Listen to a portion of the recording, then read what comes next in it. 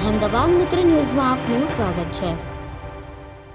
माफी मांग साले, वहाँ पे माफी मांग साले, बैठ नीचे, बैठ साला नीचे बैठ, माफी मांग वहाँ से, माफी मांग।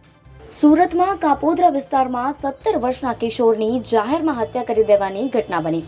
પ્રભુ મદ્રાસી નામના યુવકે પરેશ વાઘેલાની હત્યા કરી નાખવાની ઘટના સામે આવી, જેને લઈને સમગ્ર શહેરમાં શોકનું મોજું ફરી વળ્યું। કાપોદ્રા પોલીસ દ્વારા આરોપીનું રિકન્સ્ટ્રક્શન કરવામાં આવ્યું હતું। જો કે કિશોરના માતા પિતાને સમાજ દ્વારા આરોપીને ફાંસી આપવાની માંગણી સાથે સૂત્રોચ્ચાર કરવામાં આવ્યા।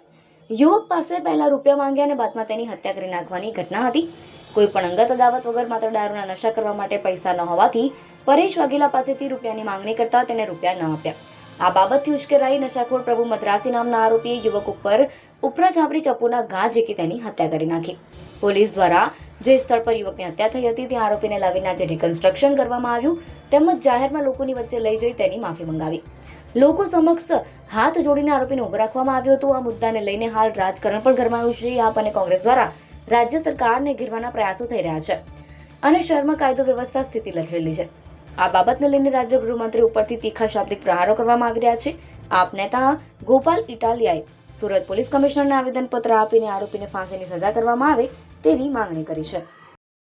અહેમદાબાદ મિત્ર ન્યૂઝની યુટ્યુબ ચેનલને સબસ્ક્રાઇબ કરો અને બેલ આઇકોન જરૂરથી દબાવો, જેથી દરેક મહત્વના વિડીયોની નોટિફિકેશન તમને મળતી રહે।